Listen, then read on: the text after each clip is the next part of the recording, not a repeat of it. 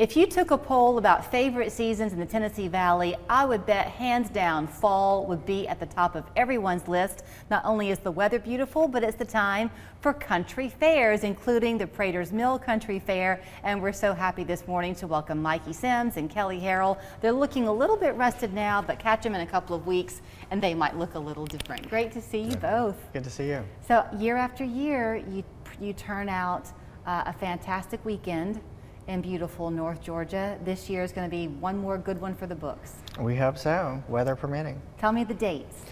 October 12th and 13th is always the second full weekend. Okay. And I guess what people need to realize, refresh my memory, Mikey, because the mill is this draw once a year, especially when the county fair, country fair rather, kicks in. But it's one of the main ways you're able to preserve the beauty and history of the land and the mill itself, right? Yeah, well, that's what started the whole thing. Is one Sunday drive, Judy went by and said, you know, we have to do something about that. So, you know, how do we get money? Country fair was invented first year, every second weekend of every month. Then twice a year, Mother's Day and Columbus Day, about 10 years ago, just October. Okay. And you know, we've been able to preserve and restore the mill and surrounding buildings. It still works, one of the oldest operating mills in Georgia. And we're all volunteers. Nobody makes any money but the exhibitors. So do you have fun, Kelly, every year watching as the people come in? And, you know, they come from Chattanooga, but I think you get a pretty big draw from the Atlanta area, too. Mm-hmm.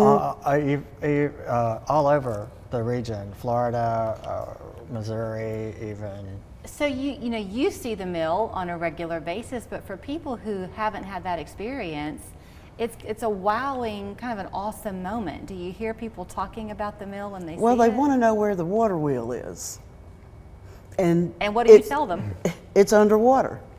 Okay. Instead of going like this, it goes like this. Really? And that's how the turbines work. What a feat of engineering that was. It was a modern mill for the time. It was very modern. And how old is it? Do you know? 1855 is when it was built. So to think about something still operational that many years later, and we could have so easily lost it were it not for the work that y'all do. But it's not just what you do. You're then dependent on the artists coming to showcase their wares. You mentioned folks coming in from as far away as Florida. How far away do the vendors come? Missouri even, just, you know, depends on their track, their tour. But you're lucky enough when you go out there that many of them are sort of homegrown, including one that you brought today. This is Gina Maddox and her dad, Robert Yates. And look at the beautiful woodworking. That this is all your handiwork, right, Robert? Yes. Okay, and Gina, you're just the one who said, Dad, you've got to quit giving this stuff away. That is correct, I did. It's a table full of beauty, and as you look at things really close up, you can see the skill, Robert, that you bring. The flags that are next to you are kind of what started it all, right? Correct. We started making the handmade flags with all the branches of services, the blue line flags. All those are really popular.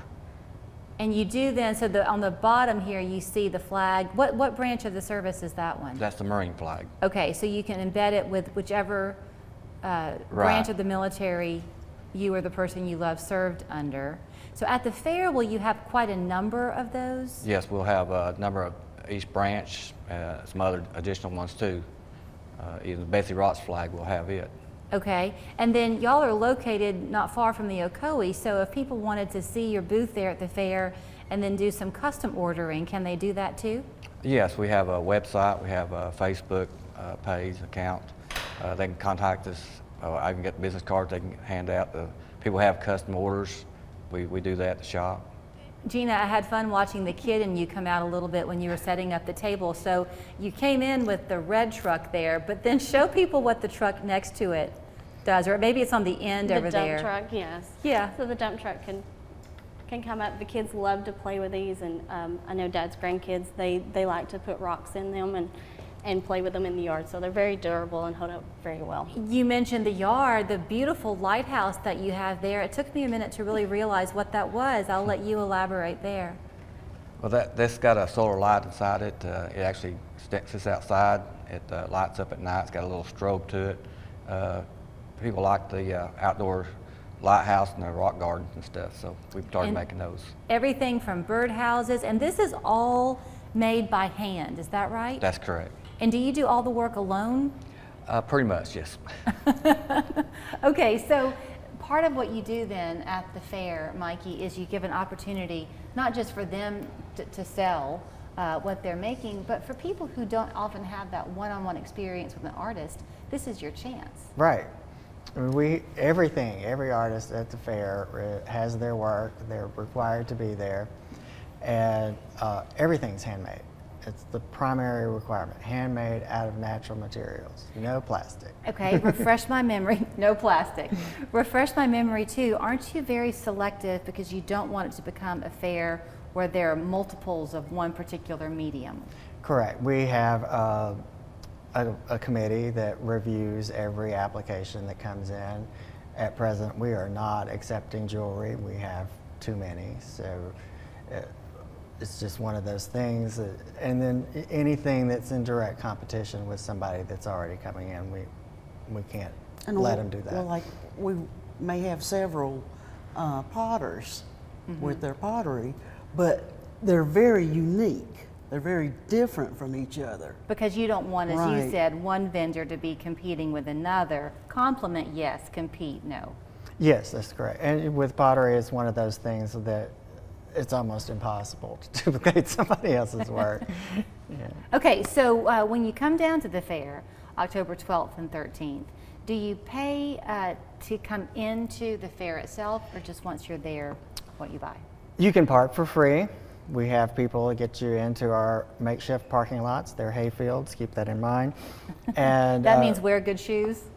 you can, $7 cash for adults, children 12 and under are free. Military with ID are free. There is a shuttle that goes from the parking lot into the grounds, also free. Handicap parking right by the shuttle with a lift, puts you in on level ground. I know that sometimes you hear about a lot of fairs around town and you can get kind of fared out, but the truth is when I first moved to Chattanooga 21 years ago, and people would talk about Prater's Mill, year after year, you're at the top of that pie chart. People come to you for the excellence that they've come to expect.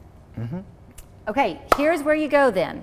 The beautiful Prater's Mill fairgrounds, if you will. What do you- Historic site. Thank you, that's the word I'm looking for. Historic Prater's Mill. The website is pratersmill.org. They're also on Facebook, but they're technically in Dalton. October 12th and 13th, that's the most important part to know. Don't miss it, because it will be a great way to look ahead for the holidays or just find something for you to enjoy It right will. now. Thank you. Thank you.